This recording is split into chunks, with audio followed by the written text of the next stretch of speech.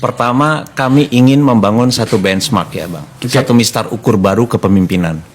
Kami pikir ini adalah satu isu penting, kita menghadapi tahun pemilu 2024, publik itu harus punya mistar ukur. Patokannya apa? Kalau kita bicara tentang leadership dalam tingkat nasional, dalam hal ini seorang presiden. Dan bagi PSI, Pak Jokowi ini adalah representasi dari kepemimpinan terbaik yang pernah dimiliki Indonesia, bahkan sejak kemerdekaan.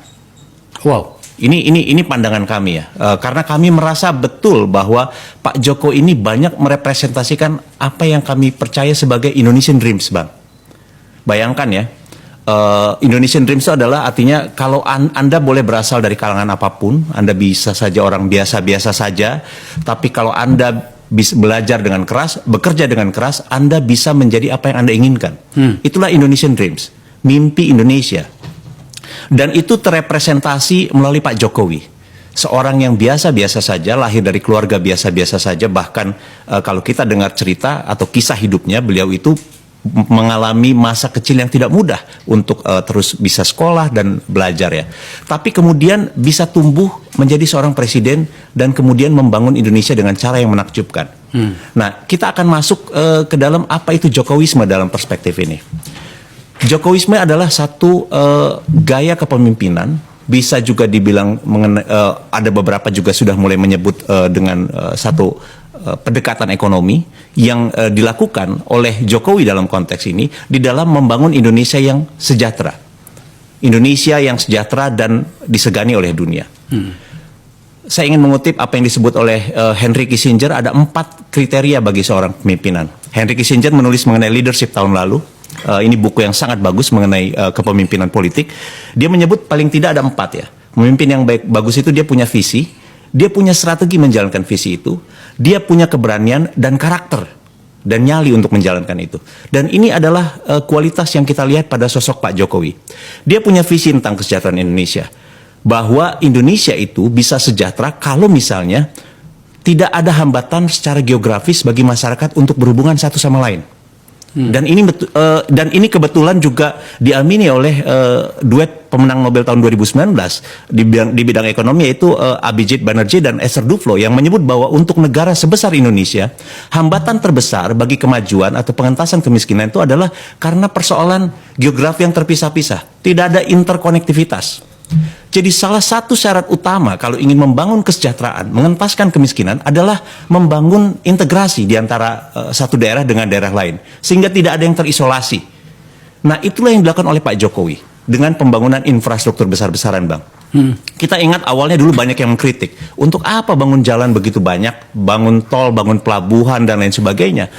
Toh orang tidak makan dari jalan tol, tapi orang lupa bahwa dalam ekonomi, dalam ilmu ekonomi, pembangunan infrastruktur itu adalah hal yang paling elementer untuk membawa masyarakat keluar dari garis kemiskinan untuk meningkatkan kesejahteraan mereka. Dan visi itulah yang dijalankan oleh Pak Jokowi dengan berani melampaui, atau meskipun ada banyak kritik, ada banyak orang yang nyinyir, tapi dia tetap menjalankan itu karena dia yakin bahwa ini adalah sesuatu yang penting bagi rakyat, bagi orang kebanyakan, terutama di daerah-daerah terpencil.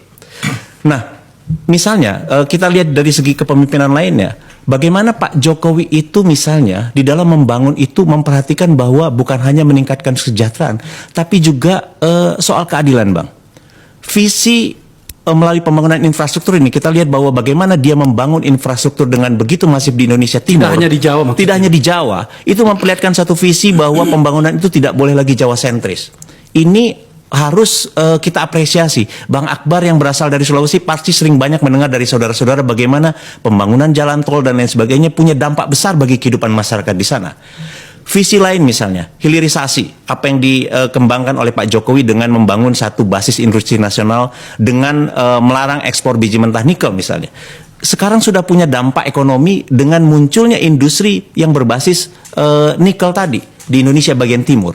Jadi inilah yang disebut visi, Bang. Bagaimana seorang pemimpin melalui sebuah visi yang begitu clear tentang bagaimana cara mengatasi kemiskinan atau membawa masyarakat semakin sejahtera dan adil pada sisi lain pada aspek pembangunan Indonesia Barat dengan Indonesia Timur. Itulah yang kami pandang sebagai satu ide yang disebut sebagai Jokowisme. satu gagasan, satu ide besar tentang Indonesia yang sejahtera, Indonesia yang adil, dan Indonesia yang membanggakan. Termasuk banyak orang di dunia. Jadi seperti yang saya tulis di dalam artikel saya, dulu orang itu Ya, Anda menulis di Kompas ya? Ya, saya menulis di Kompas tentang itu. Ya. Orang banyak tadinya nggak menganggap Indonesia itu penting. Ada jokes di majalah The Economist yang menyebut bahwa Indonesia was the biggest invisible object on earth katanya. Jadi ini nggak pernah dilihat orang Indonesia ini. Iya, gini Andi. Catatan-catatan bagus dari Andi menurut saya ya. Dan itu sebenarnya juga terpapar di ruang publik. Kalau ada yang menghindarkan itu atau menghindari itu, tampaknya mungkin tidak cukup jujur saja.